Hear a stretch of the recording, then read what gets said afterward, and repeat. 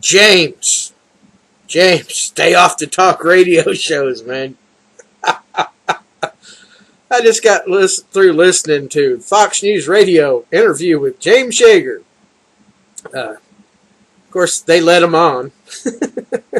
Now, don't get me wrong, James is a real fart smeller. I mean, smart feller. But, James, that guy tore you up. Why didn't you just say, when he said, when is it going to be time to start killing people? Just say when they start shooting us, rounding us up. When they attack us, it's time to start killing people. And who do you kill? You kill your attackers. That's why, I think, honestly, if you look back in my videos about the Bundy thing, I mentioned in a video, I says, all the government is doing is making, they are going to produce more Timothy McVeighs. And, probably somebody up there may have heard somebody echo my thoughts. You're fixing to create more Timothy McVeighs than you can shake a stick at if you don't back off. And that's why they backed off. Of course, they wouldn't have a chance to have more Timothy McVeighs if the militia didn't show up. So that gave, if the militia wouldn't have showed up, they would have swept Bundy under the rug and it would have never been on television. But next time somebody in the news media asks you, when is it going to be time to start shooting people? Just answer them. Say, when they attack. When they attack, we'll have to start killing them. Basically what you've just told the government, see that flag? Don't tread on me. Don't attack me, and I won't shoot you. Okay? We act in self-defense. We're going to act, the government's going to start the next civil war. We don't have to do it. We don't have to do nothing. Them power-hungry mongrels, bureaucrats, are going to start it. The American people just have to sit back and wait. I mean, they get more pushy every year. So it won't be long till them numbnuts up there in Washington start the next civil war. It won't have to be us. It'll be them. They will start it. And that'll be the second shot heard around the world. We don't have to start nothing. You don't have to start nothing. Just act in self-defense. That will start it. And that's what would have happened if the BLM hadn't pulled out. If they would have escalated, like Harry Reid wanted them to do, that would have, that could have started the Second American Revolution right there. But that shows what happens when thousands of Americans stick together on something. When we get together, the government always backs down. 100% of the time, always. So, if Waco would have had 1,000 armed militia there, and here's the thing, that's why the police departments are getting these big MRAPs and stuff. They want to be able to bowl over their own citizenry.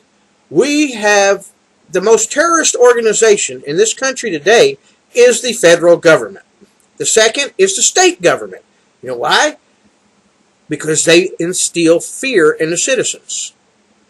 The federal government, everybody's, they would have us think that we're killing each other with texting driving down the road. You know what? I don't need new laws. You just need to allow us to take care of that. The other day, I had a woman texting with her phone up in the windshield, come over on my side of the road. You know what?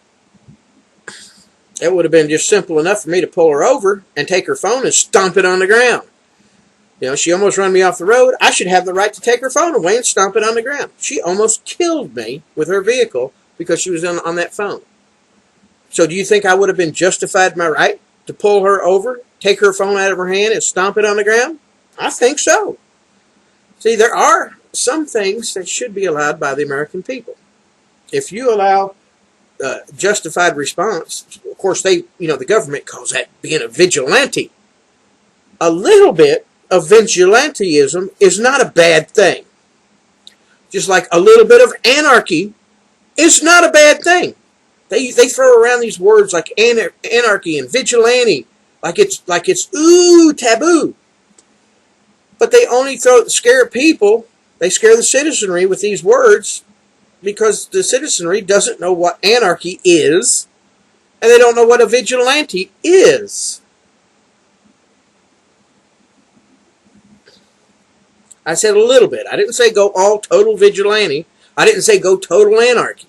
A republic is just supposed to be a step above anarchy. You know, if there was a crime wave in my neighborhood, me and the neighbors are supposed to get together and handle it, find out who's doing it, call the sheriff in, the sheriff locks them up. So the sheriff doesn't need very many deputies if the people handle their own crime problems. Whoever's in that local neighborhood having a crime problem, yeah, they band together, find out who it is. If it's a gang, you know, the sheriff comes out, forms a posse of the citizens. No deputies, no full-time, you know, $1 million a year sheriff's office budget. Or, well, with inflation these days, you have to give them a couple of million, unless it's a little bitty town. But, James, stay off. Just stay off the talk radio shows. These guys are going to pick you. I mean, this guy, his job is to sit around and goad people. You know, that's what he does from the time he wakes up, time he goes to bed. Think of ways to goad people into being aggravated. So, anyway, there's my advice to James Yeager.